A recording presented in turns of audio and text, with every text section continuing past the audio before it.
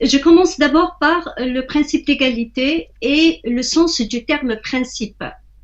Selon le dictionnaire Larousse, le principe est une règle qui définit une manière type d'agir, qui correspond le plus souvent à une position morale. Le principe est donc une règle de comportement, un comportement social ou politique ou encore intellectuel d'un individu ou d'un groupe d'individus. Et donc on parle souvent aussi de principes de mathématiques, de principes de l'esprit scientifique. مبادئ الرياضيات, مبادئ الفكر الإسلامي, الفكر العلمي أو التفكير العلمي. Donc un principe est une règle de comportement. L'égalité est une règle qui stipule que tout être humain doit être traité de la même façon devant la loi. Au nom de ce principe, la loi ne tolère aucune discrimination pour des critères de sexe, de croyance, de couleur de peau ou de rang social. Aucun individu ne doit avoir des privilèges garantis par la loi. Donc le principe d'égalité, c'est cela. Aucun individu ou groupe d'individus ne peut avoir des privilèges garantis par la loi. Ce qu'il faut préciser, c'est que l'égalité n'est pas l'identité. Deux personnes égales ne sont pas deux personnes identiques. Autrement dit, deux personnes, quand on dit qu'elles sont égales, l'une ne remplace pas l'autre, car chacune garde ses spécificités. Quand on dit que deux choses sont égales, l'une peut remplacer l'autre. Donc, deux choses égales sont deux choses identiques. Par exemple, on peut dire, quand on dit que A est égal à B, A peut remplacer B et B peut remplacer A, ce qui n'est pas le cas quand il s'agit des êtres humains. Donc, quand on parle de principe d'égalité, c'est une égalité devant la loi. Il est important de préciser une autre chose, c'est que la loi ne proscrit jamais toutes les différences et les distinctions entre individus. Par exemple, celui qui cotise plus aura plus. Celui qui a commis une faute ou un crime doit être puni. Cependant, deux choses sont à souligner. La première, c'est que ces distinctions ne sont pas liées au sexe, ni aux croyances, ni à la couleur de la peau, ni à l'origine de la personne. La seconde, c'est que la loi est la même pour tous. L'égalité, c'est donc une égalité devant la loi. L'égalité devant la loi réside dans le fait qu'elle est la même pour tous. Elle est le fondement de la justice. Donc, quand on veut une société juste, il faut que cette société puisse faire de sorte que tous les individus soient égaux devant la loi. Donc, l'égalité devant la loi, le principe d'égalité est le fondement de la justice et c'est le droit qui permet à cet idéal de justice de se réaliser. Donc, le principe d'égalité ne peut se réaliser que dans le cadre de la loi. C'est la loi, comme je viens de le dire, qui permet au principe de l'égalité de se réaliser dans la réalité et dans la société. Pourquoi? Parce que dans toutes les sociétés humaines, les plus forts veulent toujours avoir plus que les autres. Donc, pour que les plus forts n'aient pas plus que les autres, en droit, il faut un droit qui veille au respect du principe de l'égalité. Pour le philosophe Alain, son vrai nom est Émile Chartier, il dit que justement c'est contre l'inégalité que le droit a été inventé. Je ne suis pas tout à fait d'accord avec lui. Pourquoi? Parce que le droit, pour que le droit soit un rempart contre les inégalités, il faut que le droit lui-même soit fondé sur le principe d'égalité. Autrement dit, enfin, on peut trouver, le droit lui-même peut ne pas respecter le principe de l'égalité. Par exemple, Karl Marx nous dit que le droit a été inventé au départ pour protéger les privilèges des plus forts. Donc là, c'est un droit qui, au contraire, ne pas là ou pour veiller au respect du principe de l'égalité. Dans son livre Guerre d'Algérie, droit et non-droit, l'écrivaine Arlette Ayman-Doa dénonce le droit en Algérie au temps de la colonisation. Elle dit qu'il était dirigé, ce droit, dans un seul objectif qui était celui du profit du colonisateur au détriment du colonisé. Pour dire que le droit peut être lui aussi utilisé dans l'objectif de au lieu le respect de l'égalité, du principe de l'égalité, au contraire, il est là pour respecter ou pour privilégier les plus forts.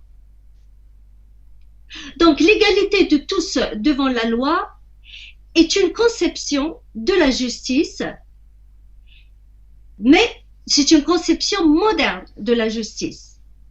Pourquoi? Parce que si les philosophes dès l'Antiquité se sont intéressés à la question de la justice et de l'égalité, il faut savoir qu'ils avaient leur propre conception de la justice. Par exemple, selon Platon, Aflaton ne voit pas l'égalité de tous comme critère de justice. Bien au contraire, pour Platon, la justice est fondée sur le principe d'inégalité. Platon considère que la justice authentique est celle qui respecte strictement la hiérarchie dans la société, étant donné que pour lui, dans la société, il y a trois classes sociales. Celle du peuple, qui est composée des désirs. Donc le peuple ils ont une nature qui est composée des désirs. Ils sont dominés. Celle des guerriers qui cherchent la gloire, et c'est une nature qui est composée par le courage ou de courage. Celle des philosophes qui représentent la tête, qui est le siège du savoir et de l'intelligence. Pour Platon, chacune de ces trois classes doit s'en tenir à la tâche pour laquelle elle est faite par nature. Elle a des droits qui lui reviennent naturellement, et donc la justice selon Platon, c'est respecter les droits selon la nature, ou donner des droits aux individus selon la nature de chaque individu et selon la classe à laquelle il appartient. Aristote, lui aussi, considère que la justice est fondée sur le principe de l'inégalité. Donc, pour Alexis Tocqueville nous dit que la passion d'égalité sociale, donc le principe d'égalité sociale et politique, est un trait dominant, et le trait dominant des démocraties modernes. Autrement dit, les démocraties anciennes, elles n'étaient pas fondées sur le principe d'égalité tel qu'on le conçoit aujourd'hui.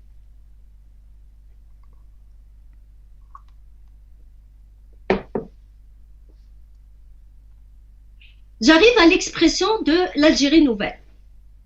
C'est une expression qui renvoie au mouvement du peuple algérien qui s'est soulevé le 22 février de cette année dans l'objectif d'en finir avec une certaine Algérie qu'il considère comme étant injuste pour bâtir une Algérie nouvelle. Or, cette Algérie nouvelle ne sera réellement nouvelle, c'est-à-dire différente de la première, que si elle est juste. Autrement dit, si elle élimine toutes les discriminations et que les Algériens deviennent tous égaux devant la loi. C'est-à-dire qu'elle soit capable de mettre en pratique le principe de l'égalité dans son sens moderne, dans la conception moderne du concept de l'égalité.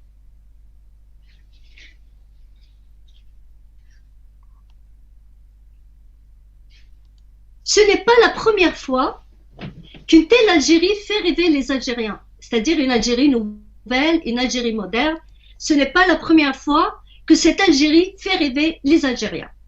Pendant la guerre de libération et les premières années de l'indépendance, les Algériens avaient également ou ont voulu également une Algérie nouvelle, une Algérie qui tournerait la page à l'injustice,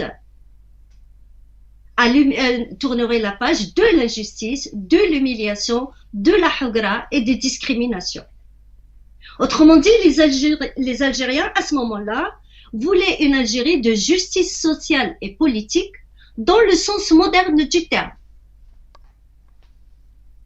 Et je pense qu'un peuple qui a souffert pendant des siècles d'injustice et d'humiliation ne peut pas concevoir la justice autrement. Ainsi, la constitution algérienne de 1963, la première constitution algérienne de 1963, a incarné. Djilou, je ne sais pas si on peut avoir l'image 1 et 2. Bien sûr, c'est fait. C'est fait, parce que moi je te vois pas. D'accord. La constitution de 1963 c'est pas cette image-là, voilà, celle-ci, a incarné ce désir d'égalité de tous les citoyens, et cela précisément dans l'article 4, qui stipule que la République garantit à chacun le respect de ses opinions et de ses croyances. Est-ce qu'on peut la voir en arabe, Djilo? C'est fait. Ok, je l'ai aussi. Donc, المادة 4 من الدستور الجزائري de 1963 qui dit الدولة تضمن الجمهورية لكل فرد احترام آرائه ومعتقداته وحرية ممارسة الأديان. L'article 12 de la même constitution précise que tous les citoyens des deux sexes ont les mêmes droits et les mêmes devoirs. Cette précision des deux sexes est très importante. Là, on ne se contente pas de parler de citoyens, on précise encore qu'il s'agit des deux sexes. Donc, il y a une volonté de construire une Algérie qui est fondée sur le principe d'égalité de tous devant la loi. Cette volonté va être réitérée dans la Constitution de 1976. Donc, on aura besoin de l'image 3 et 4. La Constitution de 1976 et l'article 39 qui dit « Les libertés fondamentales et les droits de l'homme et du citoyen sont garantis ». Il dit encore, toujours l'article 39, « Tous les citoyens sont égaux en droit et en devoir ». Toujours l'article 39, « Toute discrimination fondée sur les préjugés de sexe, de race ou de métier est proscrite ». Et l'article 40, toujours de la Constitution algérienne de 1976, l'article 40 qui dit la loi est la même pour tous, qu'elle protège, qu'elle contraigne ou qu'elle réprime. Donc en arabe, je vais essayer de lire ça en arabe. Donc المادة 39 تضمن الحريات الأساسية وحقوق الإنسان والمواطنين. كل المواطنين متساوون في الحقوق والواجبات. يلغى كل تمييز قائم على أحكام مسبقة تتعلق بالجنس أو العرق أو الحرفة. المادة 40 تقول القانون واحد بالنسبة للجميع، أن يحمي، أن يكره أو يعاقب. المادة 41 تقول تكفل الدولة المساواة لكل المواطنين، وذلك بإزالة العقبات ذات الطابع الاقتصادي والاجتماعي والثقافي التي تحد في الواقع من المساواة بين المواطنين وتعوق ازدهار الإنسان وتحول دون المشاركة الفعلية لكل المواطنين في التنظيم السياسي والاقتصادي والاجتماعي والثقافي. دونك المادة 53 نزيد نكملها، لا مساس بحرية المعتقد ولا بحرية الرأي. Donc ceci concernant la Constitution de 1976 qui incarne elle aussi ce désir de réaliser ou de construire une Algérie fondée sur le principe de l'égalité de tous devant la loi. Ces mêmes lois qui garantissent cette égalité, nous les retrouvons dans la Constitution de 89. C'est l'image 5 ici. Donc la Constitution de 89,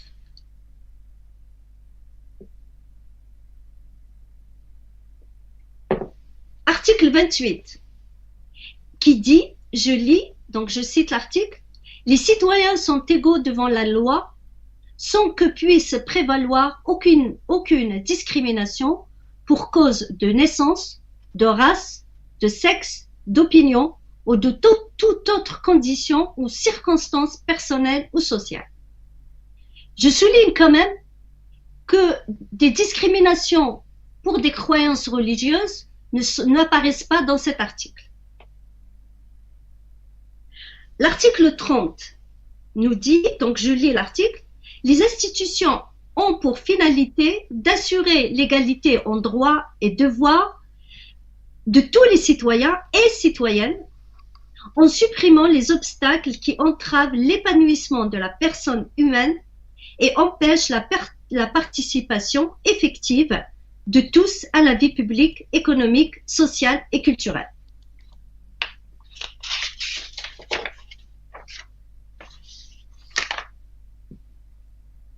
La révision de la Constitution de 2016, les deux articles que je viens de citer vont réapparaître tels quels dans l'article 32 et 34 donc de la Constitution de 1996 et la révision jusqu'à 2016. Si je reviens au sens du terme constitution, la constitution est un terme qui vient du latin con, qui signifie ensemble, et statio, qui signifie fixer et établir. Donc c'est un terme latin qui est composé de con et statio, qui signifie ensemble, con et statio, fixer et établir. La constitution est la loi fondamentale d'un État. Elle précise l'articulation et le fonctionnement des différentes institutions qui composent l'État. Donc on peut dire que la Constitution est la règle générale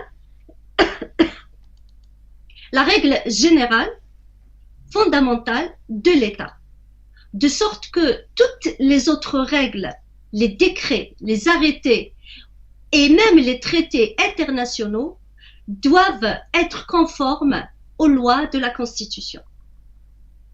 Donc, les lois de la Constitution sont les lois générales et fondamentales de l'État. Ce petit rappel du rôle de la Constitution est nécessaire. Pourquoi? Pour montrer comment le principe d'égalité entre tous les citoyens est, donc d'une manière générale, parce qu'on a vu qu'il y a des petites différences d'un article à un autre selon les constitutions, mais d'une manière générale, ce principe est assuré dans toutes les constitutions algériennes de 1963, 1976, 80, 89 et 96 et les autres révisions que la Constitution a connues jusqu'à 2016. Donc, toutes ces constitutions assurent et garantissent le droit de l'égalité de tous devant la loi. Cependant, ce que nous allons voir après, donc, cependant, les autres lois de la République algérienne ne s'alignent pas sur celles de la Constitution. Beaucoup de lois mises en place, notamment le Code de la famille de 1984, qui a été réformé en 2005, sont plutôt fondées sur l'inégalité entre les hommes et les femmes. Alors qu'on vient de voir que les constitutions assurent et garantissent le principe d'égalité entre tous les citoyens. Donc le principe d'égalité n'est pas respecté dans le Code de la famille de 1984 et dans le même code qui a été réformé en 2005. Ce code issu des règles de la charia donne aux hommes des privilèges au détriment des femmes. Ainsi, l'article 8 du Code de 2005, pourtant amélioré, comme je viens de le dire, en comparaison à ce qu'il était en 84, reconnaît par exemple la polygamie. La polygamie qui dit que l'homme peut avoir 2, 3 ou 4 épouses. Quand la femme, dans ce cas, aura un demi, un tiers ou un quart de mari. Il suffit de faire un petit calcul pour se rendre compte que le principe d'égalité n'est pas respecté entre les hommes et les femmes. L'article 11, toujours du Code de la famille de 2005, affirme que la femme majeure conclut son contrat de mariage en présence de son qui est son père, proche ou toute autre personne de son choix. Ce qui est bizarre dans cet article, bizarre et contradictoire et paradoxal, c'est que c'est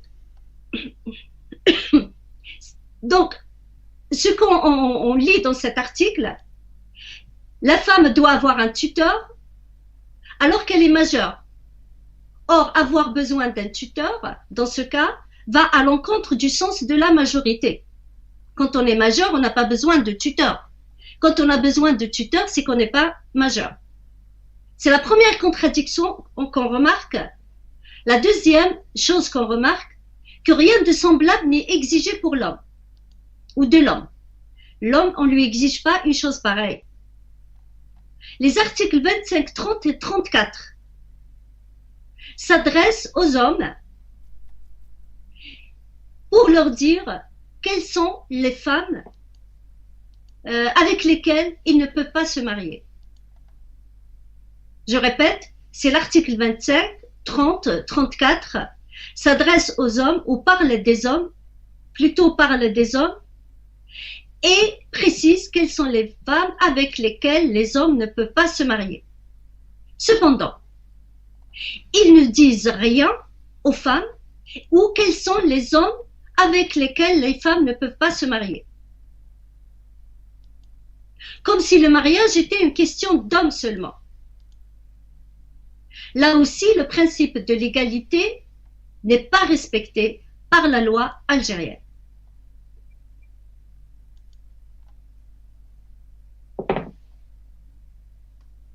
L'article 48 précise que le divorce intervient par la volonté de l'époux. Quant à la femme, elle doit formuler une demande en apportant une des 10 preuves précisées dans l'article 43. Donc la femme, pour se divorcer, il faut qu'elle arrive à avoir une des 4 preuves qui, comment dirais-je, qui donnerait une légitimité à sa demande de divorce. Sinon, elle doit donner une somme d'argent, comme le précise l'article 54. Cet article 54, en réalité, nous rappelle la situation de l'esclave qui devait donner à son maître un montant au moins équivalent à sa valeur marchande pour s'affranchir de l'esclavage. Donc, dans cet article, en réalité, on est devant une situation de possession de la femme par l'homme. Donc, la femme, pour qu'elle se libère, il faut qu'elle le paye. L'article 30 précise, là je passe à l'article 30, l'article 30 précise que la femme musulmane ne se marie pas avec un non-musulman, alors que l'homme a toute la liberté de se marier avec qui il veut. Donc toutes ces lois nous montrent au fait que le code de la famille ne respecte pas le principe d'égalité ou de l'égalité entre les hommes et les femmes, pourtant garanti par la Constitution ou même les différentes constitutions. D'autres articles évoquent d'autres inégalités. Là, j'ai donné quelques exemples, mais nous avons d'autres inégalités, comme l'exemple qui concerne par exemple l'héritage. Mais on n'a pas le temps de parler de tous les articles ce soir. J'ai donné juste quelques exemples. Il faut aussi signaler que beaucoup d'autres inégalités existent et qui sont liées, plutôt je dirais que toutes ces inégalités sont liées aux critères du sexe ou de sexe, alors que la Constitution ou les constitutions, comme je viens de le dire, garantissent les inégalités et proscrivent toute inégalité pour des raisons de sexe. Donc, nous avons des lois concernant les relations familiales qui font des femmes des êtres inférieurs pour la simple raison que ce sont des femmes et les hommes des êtres supérieurs pour la simple raison que ce sont des hommes. Si je reviens à l'article 30 du Code de la famille, il précise qu'il s'agit de la femme musulmane. Donc, il dit la femme musulmane ne peut pas se marier avec un non-musulman. Il ne parle pas de la femme algérienne, il ne dit pas la femme algérienne, il dit la femme musulmane. Or, la foi est une conviction individuelle et subjective. Donc, c'est un peu difficile et je ne vois pas comment on peut savoir si la femme qui est devant nous est musulmane ou pas, d'autant plus qu'on est dans une société où on ne révèle pas facilement ses convictions, notamment quand elles ne vont pas elles ne s'accordent pas avec la conviction générale de la société. Donc, pour cet article, c'est un article qui, je veux dire, toutes les femmes algériennes sont soumises à cette loi, qu'elles soient musulmanes ou pas. Quelle que soit leur conviction religieuse, elles sont soumises à cette loi. C'est-à-dire, une Algérienne non musulmane se retrouve dans l'obligation de demander, par exemple, à son mari ou son futur mari, s'il est étranger, de prouver qu'il est musulman ou de se convertir à l'islam pour pouvoir se marier avec lui en Algérie, même si elle n'est pas musulmane. En revanche, la loi n'exige rien dans ce sens au futur mari s'il est algérien, même s'il n'est pas musulman. Ceci pour dire une chose. où ceci nous permet de déduire une chose, que pour l'État algérien, tout Algérien est musulman. Il y a une forme d'équivalence entre être algérien et être musulman. Donc, on peut dire que l'État ne reconnaît pas des croyances ou d'autres croyances sur son sol, hormis l'islam. Même si, en réalité, les différentes constitutions que nous venons de voir garantissent aussi la liberté, normalement, de croyance et la liberté d'opinion. D'opinion, quand on dit opinion d'une manière générale, qu'elle soit une opinion religieuse ou une opinion religieuse, normalement c'est une croyance religieuse, mais on peut prendre ça dans sa globalité. Donc là aussi on voit qu'on ne respecte pas réellement le principe de l'égalité et la non-croyance, l'égalité devant la croyance ou la non-croyance, alors que c'est une règle normalement qui doit être respectée par la Constitution. Toutes ces contradictions, ces paradoxes dont je viens de parler, j'ai donné quelques exemples évidemment, mais pas tous les exemples ou tous les cas. Toute cette situation fait que les Algériens pointent la Constitution algérienne elle-même, et notamment ou particulièrement l'article 2, qui est l'article 4 dans la Constitution de 1963, qui dit que l'islam est la religion de l'État.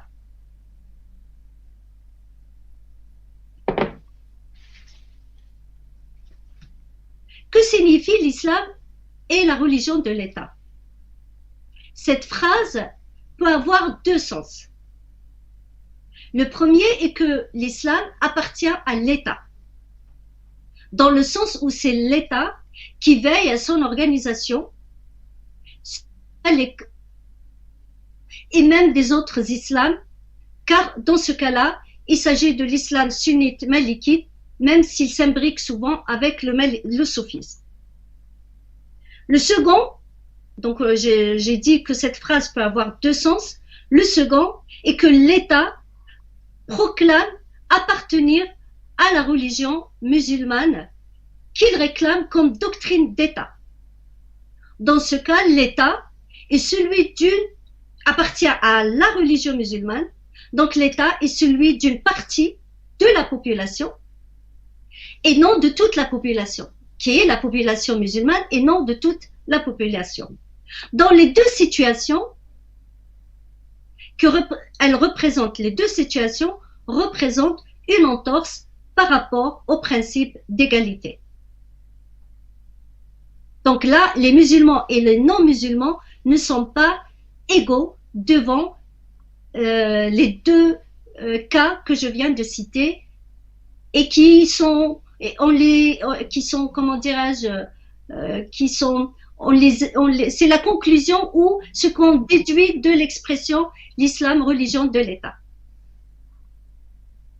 Deux autres éléments importants sont à souligner et qui concernent toujours l'islam et la religion de l'État.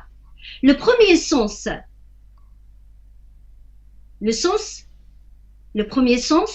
nous avons dit, dans le premier sens, cette expression islam et la religion de l'État, le premier sens signifie que l'islam appartient à l'État. Dans ce cas-là, l'État intervient, ou ce sens-là donne à l'État le droit d'intervenir dans le champ de l'islam et de le contrôler, telle une institution de l'État comme toutes les autres institutions. Le deuxième sens comporte un risque, celui de voir le discours religieux intervenir dans le champ politique pour forcer l'État à se soumettre aux recommandations du discours religieux. Quand l'État appartient à une religion, à la religion musulmane, cet article 2, donc qui dit que l'État appartient à la religion musulmane, selon le deuxième sens qu'on a déduit de cet article, l'islam et la religion de l'État, ce deuxième sens, donc, donne au discours religieux le droit d'intervenir dans le champ politique pour forcer l'État à se soumettre aux recommandations du discours religieux ou de la religion d'une manière générale. Et c'est ce qui s'est passé réellement. Donc l'islam, religion de l'État, a été une porte par laquelle le discours religieux a pu avoir davantage de pression sur le législateur algérien, l'obligeant à faire de sorte que les lois s'accordent avec celles de la charia, fondée sur l'inégalité, ce qui va à l'encontre du principe d'égalité inscrit dans la Constitution. Je parle d'inégalité entre les hommes et les femmes. Ce qui est compréhensible pour la charia, étant donné que la charia est conçue à une époque où le principe d'égalité entre les deux sexes n'était pas connu, au moins n'était pas connu comme nous le connaissons aujourd'hui.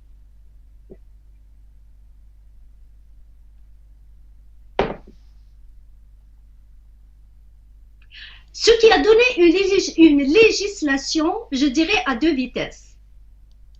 L'une se veut moderne et l'autre traditionnelle. L'une se veut inscrite dans son époque, l'autre inscrite dans le passé. Et le paradoxe ne se situe pas uniquement entre les lois fondamentales de l'État, c'est-à-dire les lois de la Constitution et les autres lois, mais aussi ce paradoxe concerne les lois de la Constitution elle-même. Donc le paradoxe existe au sein de la Constitution ou des constitutions elles-mêmes. Ainsi, un grand fossé existe et persiste entre le souhait des Algériens de bâtir une Algérie où la justice sociale règne et leur réalité due à leur incapacité de faire de l'égalité un principe de leur comportement social et politique. Autrement dit, les Algériens veulent la modernité en théorie, mais ne l'acceptent pas vraiment en pratique ou dans la pratique.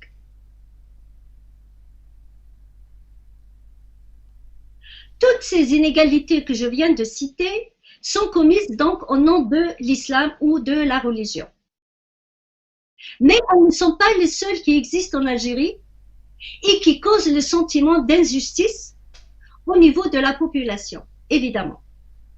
D'autres inégalités existent, comme les inégalités dans la distribution des richesses, les inégalités devant le droit à la liberté d'expression, malgré les garanties, encore une fois, des différentes constitutions. Ces inégalités minent également la société algérienne et créent le sentiment d'injustice. Et dans ce cas, aussi, la Constitution comporte ou porte en elle des articles qui vont à l'encontre du droit à la liberté, tel que l'article 23 de la Constitution de 1963. Cet article 23 de la Constitution de 1963 précise que le Front de libération nationale est le parti unique en Algérie.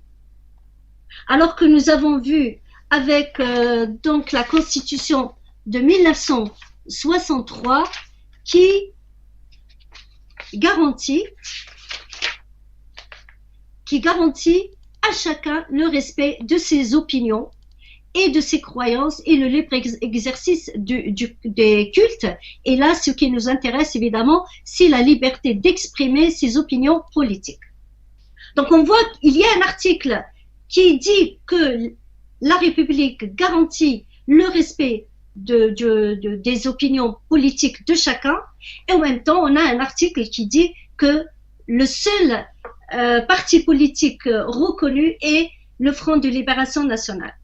Donc il y a une contradiction entre donc le désir de respecter le principe d'égalité de tous devant le droit à la liberté d'expression de l'opinion politique et en même temps, voilà, donc le fait de dire que le Front National est le seul parti reconnu par l'État, évidemment, cela veut dire que les autres opinions politiques ne sont pas permises.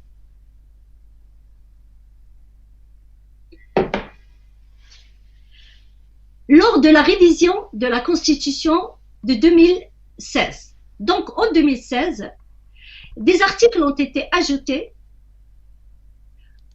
pour, d'une part, renforcer le caractère religieux de l'État, c'est ce qu'on constate, et d'autre part, limiter la liberté d'expression. Donc, des articles ont été ajoutés à la Constitution et qui vont à l'encontre des garanties de la Constitution concernant l'égalité de tous devant donc les opinions politiques, les croyances religieuses, et voilà. Donc, on voit aussi là une contradiction au sein de la Constitution algérienne concernant le principe de l'égalité. Ces lois font qu'ils ont le droit donc d'exprimer non seulement leur opinion, leur religion, mais aussi leurs convictions politiques. D'autres sont obligés d'en garder le silence. Je donne l'exemple de l'article 50 de la Constitution donc de 2016, la révision de la Constitution de 2016. On a l'article 50 qui stipule que la liberté d'expression est conditionnée par le respect des constantes et des valeurs religieuses, morales et culturelles de la nation. Donc il y a une liberté d'expression, mais elle est conditionnée par le respect des constantes, des valeurs religieuses, morales et culturelles. On voit là comment, en réalité, ce principe de l'égalité de tous devant la liberté d'expression n'est pas du tout respecté, même au sein de la Constitution avec l'article 50. Donc, cependant, mon intervention aujourd'hui concerne, je parlerai davantage des inégalités qui sont commises surtout entre les hommes et les femmes, les inégalités qui existent, surtout entre les hommes et les femmes. Donc, les inégalités les inégalités, comme je viens de dire, entre les hommes et les femmes. C'est un sujet très important, car d'une part, les femmes représentent la moitié de la population. Donc, quand on parle des femmes, c'est la moitié de la population. Et j'aime bien rappeler l'expression de l'écrivain Condorcet qui dit, quand on parle de l'égalité des femmes ou des droits des femmes, il faut se rappeler qu'il s'agit de la moitié de la population. Donc, d'une part, il s'agit de la moitié de la population, et d'autre part, les inégalités qui concernent les femmes englobent toutes les discriminations, toutes les autres discriminations économiques, avec le partage inégal des biens de la famille, politique, car la femme ne jouit pas du même droit que l'homme à la liberté de circuler, de s'exprimer, même si certaines de ces discriminations sont d'ordre social et culturel, et qu'elles sont proscrites par la loi, mais celles-ci soit les tolèrent, soit ne protègent pas assez la femme. Donc on voit une Algérie de 62 à 2019 qui a toujours répété qu'elle garantit le droit de tous à une égalité devant la loi, mais qu'elle n'a pas respecté ou qu'elle n'a pas su respecter. Le mouvement du 22 février, ce mouvement qui est une manifestation d'un mécontentement algérien quant à toutes ces inégalités et ces injustices sociales et politiques qui règnent dans le pays. Donc on peut dire que les Algériens, c'est pas qu'on peut dire, mais les Algériens reprochent à l'Algérie de ne pas être juste, de ne pas être moderne, car la justice, qui signifie l'égalité de tous devant la loi, est une conception moderne de la justice. Donc, ils reprochent à l'Algérie de ne pas être juste, de ne pas être moderne. Ils expriment encore une fois leur désir d'en finir avec cette injustice pour bâtir une Algérie nouvelle.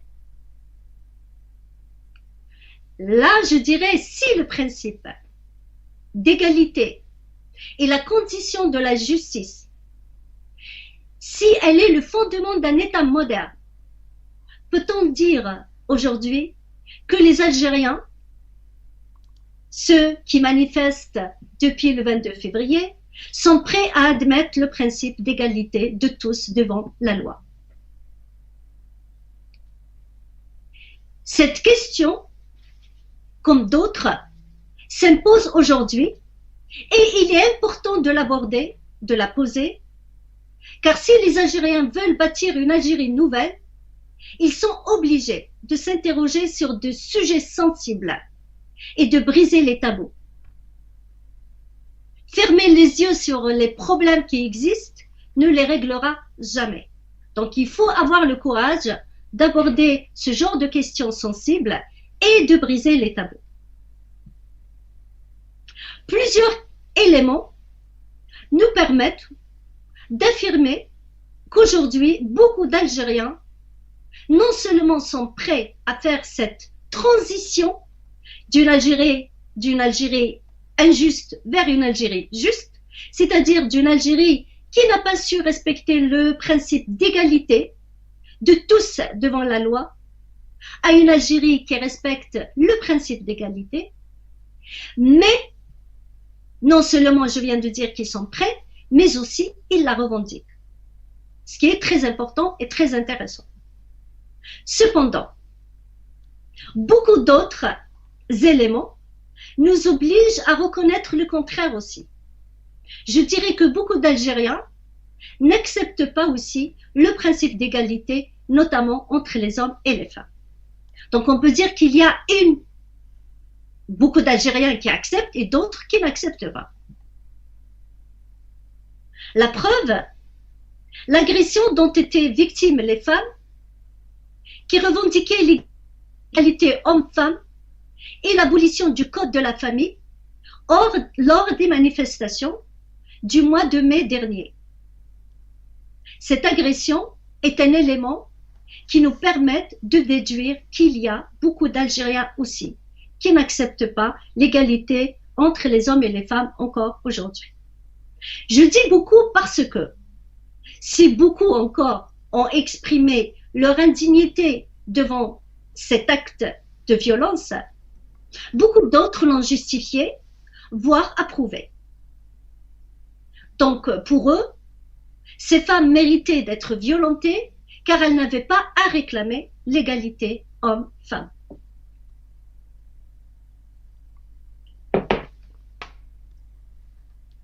Pour eux, les hommes et les femmes ne peuvent pas avoir les mêmes droits. Les femmes ne peuvent pas avoir les mêmes droits que les hommes.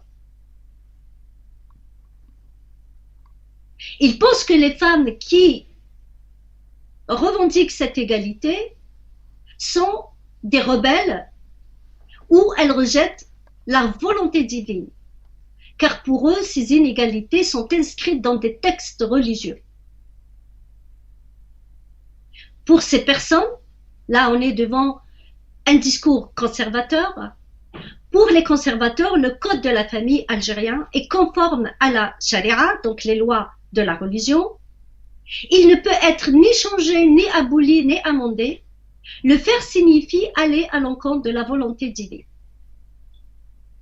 Ainsi, pour ces Algériens, comme pour leurs aînés, ils n'admettent pas l'idée d'une société où les individus puissent être tous égaux devant la loi, où les citoyens puissent être tous égaux devant la loi. Car quand on parle de citoyens, les femmes font partie de l'ensemble des citoyens. Ils considèrent qu'une telle égalité est impossible car elle n'est pas conforme aux règles de l'islam. Donc, comme hier, lorsqu'il s'agit des femmes ou des non-musulmans, le principe d'égalité ne passe pas. Les conservateurs utilisent donc la religion pour justifier les inégalités entre les femmes et les hommes et entre les musulmans et les non-musulmans. Maintenant, que dire? Qu'est-ce qu'on peut dire au sujet de cette question? Ce que je peux dire, c'est qu'il suffit de se pencher sur le Coran pour réaliser que les musulmans, en réalité, ne mettent pas en pratique toutes les règles qui existent dans les textes coraniques. Certains versets sont pratiqués et d'autres non. Donc il y a des règles qui existent dans les textes coraniques qui ne sont pas pratiquées ou que les musulmans ne mettent pas en pratique. Et cela consciemment ou inconsciemment. Donc consciemment ou inconsciemment, les musulmans annulent certains versets coraniques et ils annulent certaines règles dictées ou inscrites dans des versets coraniques, sans supprimer évidemment les versets du livre. Donc ils annulent certaines règles et maintiennent d'autres.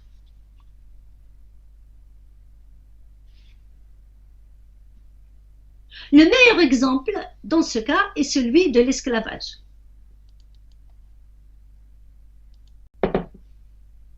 Comme on sait que les pays musulmans, tous les pays musulmans, ont aboli l'esclavage entre le 19e siècle et le 20e siècle. J'ai quelques dates ici. Donc, par exemple, la Tunisie a aboli l'esclavage en 1846, l'Algérie en 1848, et la Mauritanie, qui est le dernier pays à abolir l'esclavage, il l'a fait en 1980. L'Arabie Saoudite en 1968, l'Iran en 1929. Donc, nous avons toutes les dates des pays musulmans et qui ont aboli l'esclavage. Ce qui est très intéressant à rappeler, car l'esclavage, la pratique de l'esclavage, est évoquée au moins dans 25 versets du livre fondateur de l'islam.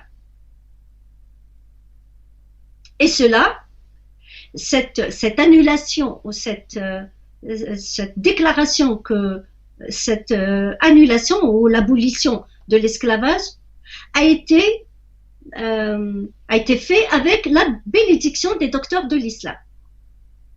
Je veux dire les docteurs de l'islam, de la religion, y compris les plus conservateurs, comme Mohammed Qutb, ont déclaré que l'esclavage au 19e et au 20e siècle était caduc.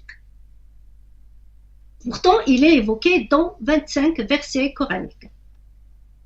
Donc, l'image 11, si tu peux, Djilou. Oui. Dans l'image 11, j'ai une citation de Mohammed Qutb. Alors, Mohammed Qutb, dans son livre, Shubuhat al-Ahkam,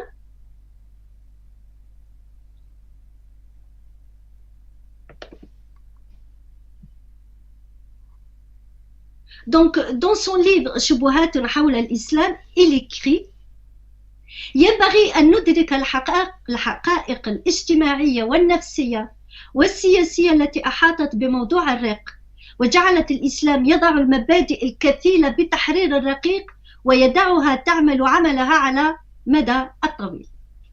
Donc on voit comment il justifie l'abolition de l'esclavage. Je lis cette citation en français. Mohammed Qutb dit il faut comprendre, donc écrit, il faut comprendre les réalités sociales, psychologiques et politiques qui ont entouré le sujet de l'esclave, des esclaves, et qui ont fait que l'islam a posé les principes qui permettent l'abolition de l'esclavage, puis à laisser, c'est-à-dire à l'islam, ces principes faire leur travail à travers le temps. Si les principes peuvent faire leur travail à travers le temps, donc à travers le temps, les lois qu'on appelle les lois de la charia peuvent changer, peuvent évoluer. C'est ce qu'il faut retenir. Ce qu'il faut aussi retenir de très intéressant, c'est que les lois coraniques sont liées à des conditions sociales, psychologiques, politiques du 7e siècle. Cependant, évidemment, comme la majorité des docteurs de la religion, Quand il s'agit, par exemple, des lois qui concernent la femme ou la condition de la femme, il ne respecte pas du tout ce qu'il vient de dire concernant l'esclavage et pourquoi le Coran n'a pas aboli l'esclavage.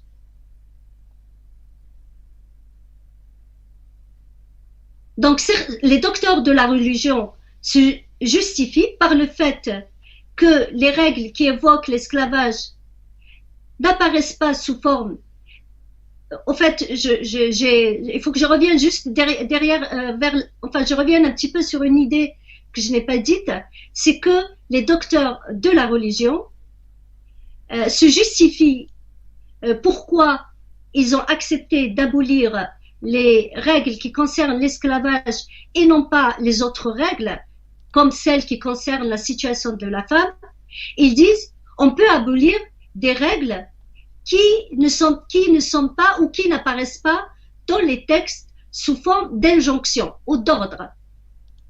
Pour eux, les textes qui parlent de l'esclavage n'ont pas une forme ou d'ordre. Donc pour eux, le Coran n'a pas adressé des injonctions pour imposer la pratique de l'esclavage. Ils disent qu'il a tout simplement codifié cette pratique qui existait déjà. Pour eux, cela explique pourquoi les musulmans ont pu abolir ce qui n'est pas, on peut abolir l'esclavage, ce qui n'est pas le cas des règles qui concernent la femme, qui sont, selon eux, dictées sous forme d'injonction. Et surtout, ils disent qu'elles sont dictées dans des versets explicites.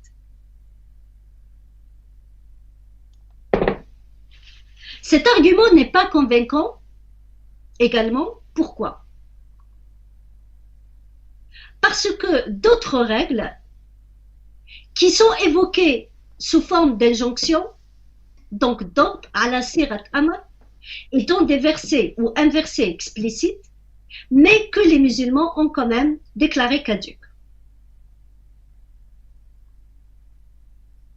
Comme la règle qui concerne le châtiment de la main coupée, qui est décrétée dans un verset, comme je viens de dire, explicite, selon le sens donné au terme explicite par les docteurs de la religion eux-mêmes, c'est-à-dire le wudu'.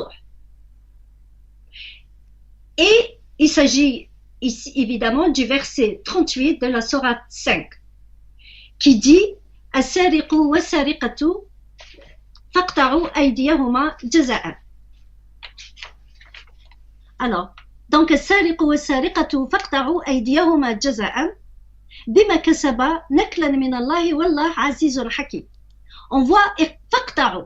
Donc, on est vraiment devant un verset qui apparaît sous forme d'ordre. Donc, au voleur et à la voleuse, il faut couper la main en guise de punition pour leur forfait. Ce châtiment vient de Dieu, Dieu étant le puissant, le sage. Pourtant, cette règle a été aussi déclarée caduque, elle a été abolie, et elle a été abolie par Omar ibn al-Khattab, selon les historiens de l'islam. Il raconte que Omar a aboli cette règle et il vénère la sagesse et la justesse de Omar. Donc Omar a annulé la pratique d'une règle inscrite dans un verset explicite et qui a une forme qui apparaît sous forme d'injonction, et on vénère la sagesse de Omar d'avoir donc aboli cette règle. Ils ajoutent qu'Omar a annulé également une règle qui est dictée dans un autre verset, qui est le verset 60 de la sourate 9. Le verset 60 de la sourate 9, c'est un verset qui dit إنما الصدقات للفقراء والمساكين والعاملين عليها والمؤلفة قلوبهم. Donc en français, le verset nous dit quant à l'aumône, elle revient aux pauvres, aux indigents et à la rétribution des percepteurs et à ceux dont les cœurs sont à gagner.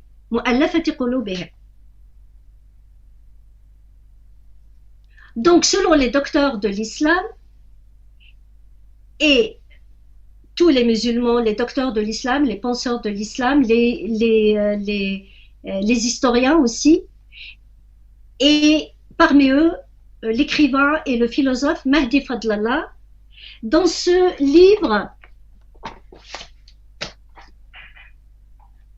Al-Aql wa Sharia, parle de cette question et nous dit que Omar a aboli donc cette règle. D'abord, il nous explique pourquoi cette règle a été décrétée par le Coran. Il dit que le Coran l'a décrétée afin d'éviter d'avoir les non-musulmans comme ennemis. Et quand il raconte toujours Mahdi Fadlallah, quand la situation sociale et militaire des musulmans s'est stabilisée et que l'appui des non-musulmans n'a pas été nécessaire, Omar a jugé que cet aumône n'avait plus raison d'être et il a donc annulé cette loi pourtant coranique. Donc il a annulé le fait de donner une part donc de l'aumône aux non-musulmans.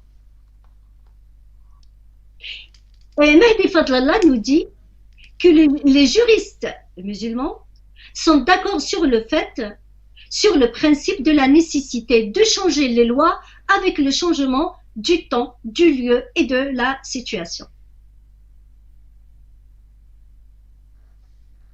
Ce que je déduis donc de ces propos, c'est que les musulmans ont même le devoir, donc il y a une nécessité de changer.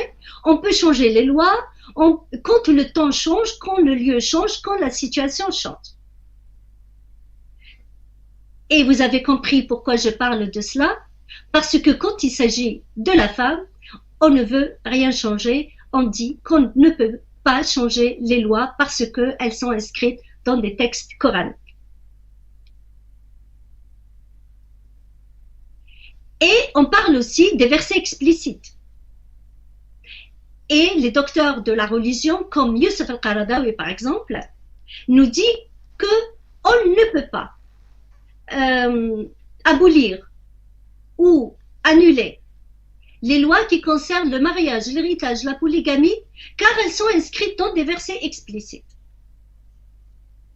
Donc elles ne peuvent être ni abolies ni réinterprétées. Et même Mahdi Fadlallah qui parle de l'importance d'accorder la règle avec la situation, le lieu et le temps, lui aussi affirme que les lois qui sont dictées dans les versets explicites ne peuvent pas être concernées par le fait de permettre à la loi de suivre l'évolution de la société et des situations du lieu et du temps. Même si Mahdi Fadlallah, dans son livre, appelle à l'abolition de la polygamie, mais parce qu'il considère que la polygamie n'est pas inscrite dans un verset explicite. Donc, comme par hasard, Youssef al-Qaradawi, pour lui, les versets qui sont explicites concernent ceux du mariage, de l'héritage, de la polygamie, donc ceux qui concernent beaucoup la situation de la femme. Concernant la question des versets explicites, en effet, le Coran parle de versets explicites et de versets implicites. Ayatun muhkamatun wa ukhra mutashabihat. Et vous savez que ce verset, justement, celui dont je viens de parler, et c'est le verset 7 de la sourate 3, c'est-à-dire Ali Imran, qui dit Huwa alladhi anzala alayka al-kitaba minhu ayatun muhkamatun wa ukhra mutashabihat فأما الذين في قلوبهم زيغ إلى آخره من الآية ليهمنا أن الكتاب منه آيات محكمات هن أمهات الكتاب وأخرى متشابهات. Donc certes, le Coran évoque le fait qu'il y a des versets explicites et d'autres implicites. Cependant, ce qui est important de souligner, c'est que le Coran ne dit pas quels sont les versets qui sont explicites et quels sont les versets qui sont... Sur quels critères se fait la distinction entre les deux? On peut donc en déduire que chacun voit l'ambiguïté, c'est-à-dire considère le verset implicite quand le sens ne répond pas à ses convictions ou à sa culture, et considère le verset explicite, c'est-à-dire clair, quand le sens répond à ses convictions et à sa culture. Pour dire qu'il y a beaucoup de subjectivité dans ce qu'on considère comme verset explicite ou implicite. Autrement, la distinction entre les deux se fait selon les rapports que le commentateur entretient avec le verset.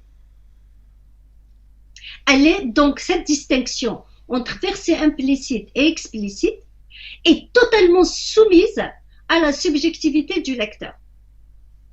Donc quand Al-Qaradawi nous dit que les versets qui concernent le mariage, la polygamie, l'héritage sont des versets explicites, cela revient à dire cela est lié à sa subjectivité en tant que lecteur.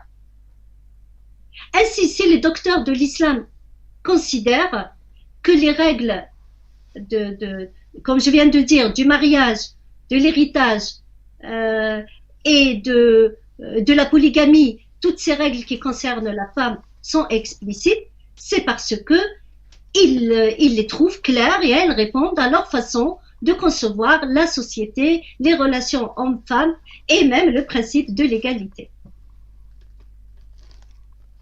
D'autres versets que les musulmans ont déclarés caducs sont ceux qui autorisent la consommation du vin. Donc c'est le deuxième exemple de l'abolition d'une règle coranique qui est admise par tous les musulmans.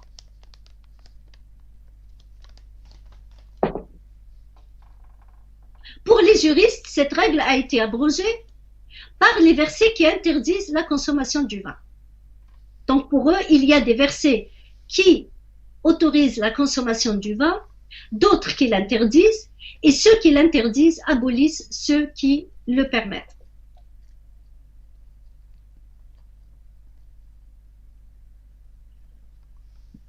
Déjà, c'est une preuve, encore une autre preuve, que des lois coraniques peuvent être déclarées caduques et être abolies. D'autre part, je voudrais juste parler de Nasr Hamed Abou Zayd, qui nous dit que le fait que dans le Coran, il y a plusieurs abrogations, donc le phénomène de l'abrogation de certains versets coraniques existe dans le Coran, cela représente, selon lui, la meilleure preuve qu'il y a une relation dialectique entre la révélation et la réalité. Donc, بالنسبة لناصر حامد أبو زيد كاين علاقة جدل بين الوحي والواقع. Donc, j'ai deux citations de Nasr Hamed Abou Zayd que j'essaie de retrouver. Voici la première. تعدد ظاهرة النسخ التي أقر العلماء بحدوثها في النص أكبر دليل على جدلية العلاقة بين الوحي والواقع. نصر حامد أبو زيد. Et donc c'est une citation que j'ai prise de ce livre مفهوم النص.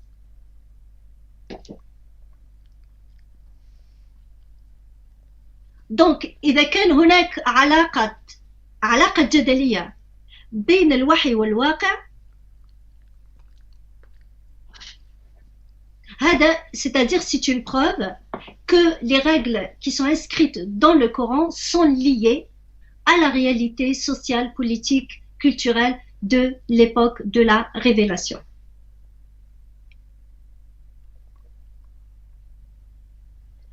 Je peux parler aussi ou citer aussi d'autres règles qui sont dans les textes coraniques qui ne sont pas prises en considération par les musulmans. Comme celle qui est inscrite dans le verset 105 de la sourate 5. Ce verset a attiré mon attention lorsque j'ai écrit mon livre « La nécessaire réconciliation » et j'ai dans ce livre abordé la question de la règle donc l'amr bil ma'rouf wa nahy anil munkar. Et donc dans mes recherches, je suis tombée sur ce verset qui dit Ya ayyuhalladhina amanu alaykum anfusakum la yadurrukum man dhalla in ihtadaytum ila Allah. Donc j'ai tout de suite réalisé que en réalité ce verset recommande clairement à chaque musulman et musulmane de s'occuper avant tout de ses propres affaires. Que chacun soit en quelque sorte responsable de ses actes avant d'être le censeur de ceux des autres. Cependant, les musulmans ne parlent pas de ce verset-là, ils lui préfèrent le hadith du prophète qui dit « Celui qui voit le mal, qu'il le change. Man ra'a munkaran falyughayyirhu » C'est plutôt cette règle qui est privilégiée par les musulmans. On peut donc dire qu'il y a deux règles. Une, elle a été abolie ou elle n'a pas été prise en considération, et l'autre, elle a été prise en considération alors qu'il s'agit là d'un hadith du prophète. Encore une fois, pour dire que toutes les règles qui sont inscrites dans les textes coraniques ne sont pas mises en pratique par les musulmans. Il n'y a pas que cela, il y a des règles qui ne sont pas inscrites dans les textes et qui sont mises en place par les musulmans et présentées comme étant des règles qui sont inscrites ou des règles coraniques. Parmi ces règles, celle qui dit que la femme doit couvrir ses cheveux. Donc, pour les docteurs de l'islam, les femmes doivent couvrir leurs cheveux, donc le voile, porter le voile consiste aussi à couvrir les cheveux, la chevelure de la femme, alors qu'il n'y a aucun verset dans les textes coraniques qui parle de la dissimulation de la chevelure de la femme. Donc, la dissimulation de la chevelure est présentée par les musulmans et par les femmes qui portent le voile comme étant la pièce maîtresse dans le port du voile. Donc, de sorte que pour les adeptes du voile, sans ce morceau du tissu qui couvre la tête, il ne peut pas y avoir de voilement. Or, il n'y a aucun verset, comme je viens de le dire, qui dit que la femme doit couvrir ses cheveux.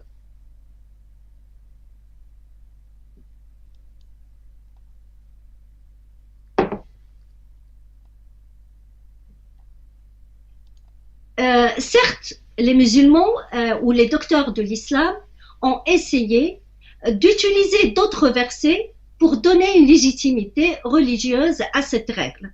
Comme par exemple le verset 31 de la sourate 23, la sourate An-Nur, la lumière, qui recommande aux femmes de ne pas montrer leur beauté, hormis les parties apparentes.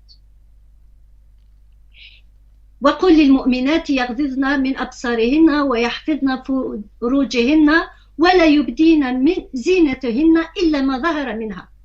Pour les docteurs de l'islam, ce verset leur a permis ou est une preuve que la femme doit couvrir ses cheveux, car les cheveux font partie de la beauté de la femme. Mais en réalité, il n'y a aucun verset qui dit précisément que la femme doit, que les cheveux déjà font partie de la beauté de la femme ou que la femme doit couvrir ses cheveux. Donc c'est une règle qui n'est pas inscrite dans les textes coraniques, mais qui est présentée comme une règle de la charia qu'on ne peut pas abolir. Voilà donc quelques exemples. Et je les ai présentés dans l'objectif de montrer que déclarer caduque une loi inscrite dans les textes est possible en islam, étant donné que cela a déjà été fait et même codifié par un principe qu'on appelle le principe de Nasikh wal Mansour, l'abrogé et l'abrogeur, qui est connu par les musulmans et dans la pensée musulmane. Ces abrogations sont justifiées par l'argument des circonstances et de la philosophie du message coranique qui justifie la progressivité, comme nous l'avons vu avec Mohammed Qutb.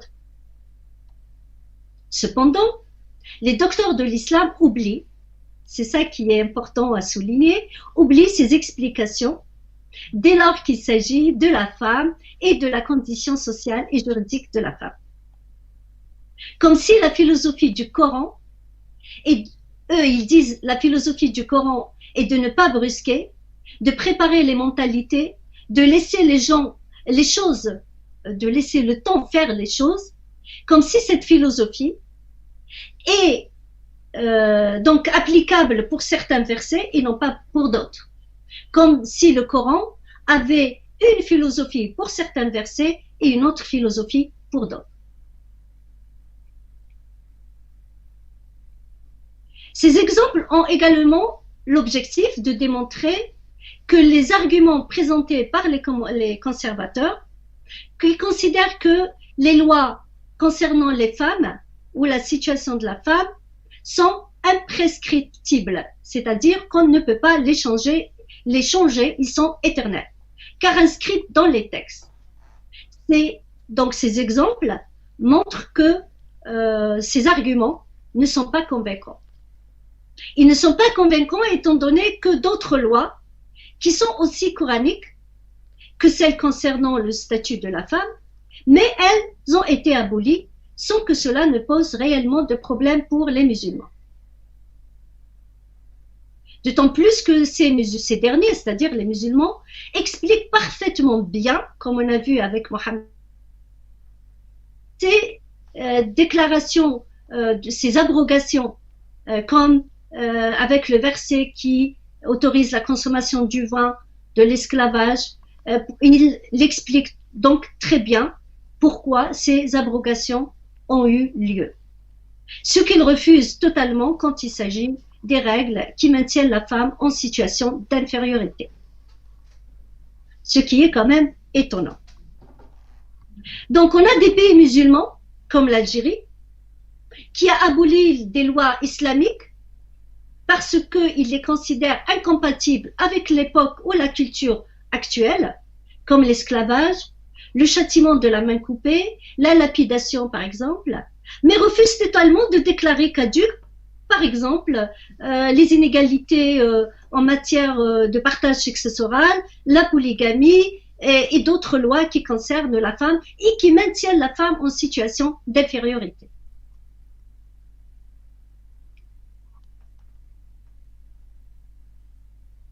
Donc pourquoi une chose est-elle possible pour certaines règles et impossible pour d'autres règles? Pourquoi cette abolition est possible pour certaines règles et non lorsqu'il s'agit de la situation de la femme ou des règles qui concernent la situation de la femme? Pour moi, la réponse est simple. Parce que quand on parle de la femme, en réalité, on parle aussi de l'homme. Donc, lorsqu'il s'agit des femmes, en réalité, il s'agit aussi des hommes. Et tout droit reconnu aux femmes est un privilège au fait enlevé aux hommes, ce que les hommes n'acceptent pas. Donc, on est devant une situation où les hommes sont ceux qui ont le plus de pouvoir politique et ceux qui décident. Donc, ils ont tous les pouvoirs politiques, le pouvoir législatif, etc. Et donc, ils décident qu'ils ne doivent pas changer ces règles, ils ne doivent pas abolir les règles qui maintiennent la femme en situation d'infériorité, car ils considèrent que cela va sera une atteinte à leurs privilèges.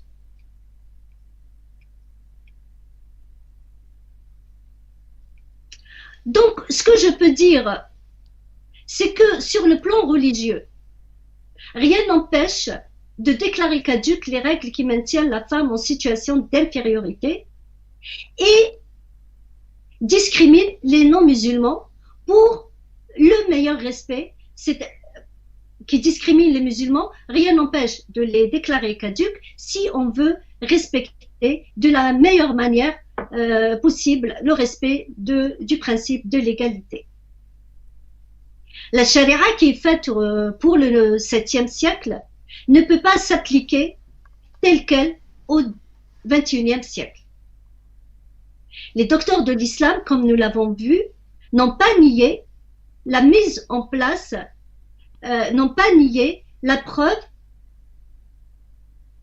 ils n'ont pas nié cela, ils n'ont pas nié que la charia est liée au 7e siècle, à l'époque du 7e siècle. Ils ne l'ont pas nié, la preuve qu'ils ont aboli certaines lois et les ont déclarées caduques. Donc la charia a été mise en place pour administrer une société avec ses valeurs et ses situations qui ne sont pas celles d'aujourd'hui. Et j'aimerais faire un crochet.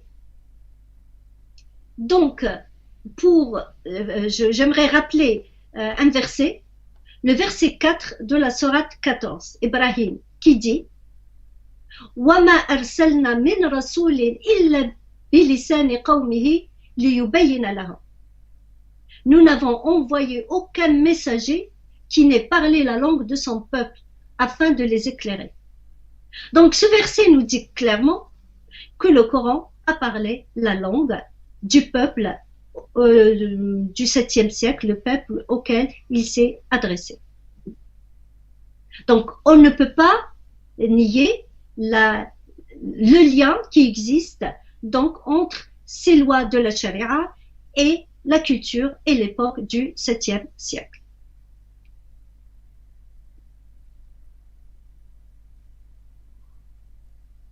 S'il y a un lien qui est reconnu par les docteurs de l'islam, par le Coran lui-même, pourquoi les musulmans aujourd'hui nient ce lien dès lors qu'il s'agit des lois qui concernent la situation de la femme?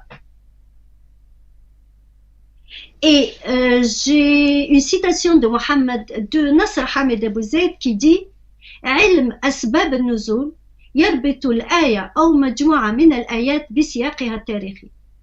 Donc pour lui, parler des conditions أسباب النزول, des conditions de la révélation ou la situation dans laquelle un verset a été révélé, que les docteurs de l'islam représentent comme connaître ces conditions pour eux est une condition dans l'interprétation des textes.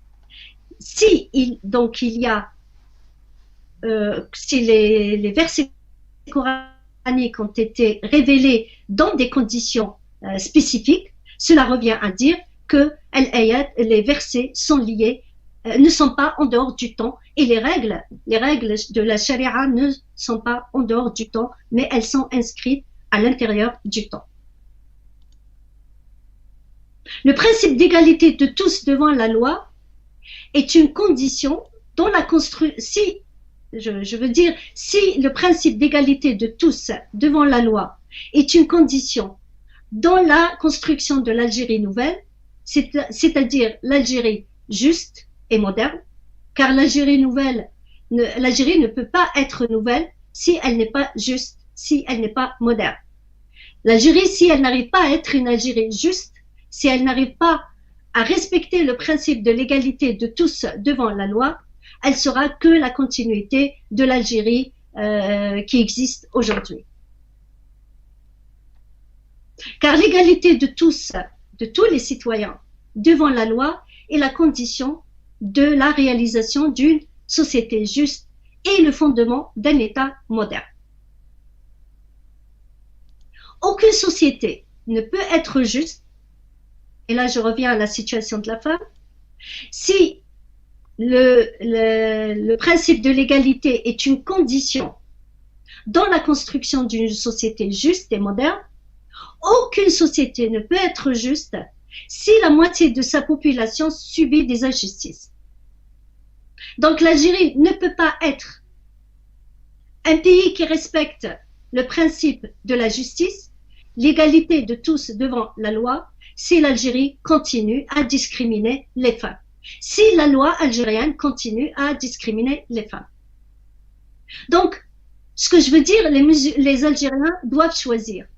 Soit ils veulent un pays moderne, où la justice règne, et dans ce cas, ils doivent respecter le principe de l'égalité de tous devant la loi, y compris les hommes, l'égalité entre les hommes et les femmes, ou bien ils continuent comme nous sommes aujourd'hui, c'est-à-dire avec un pays où le plus fort domine le plus faible, où les discriminations persistent.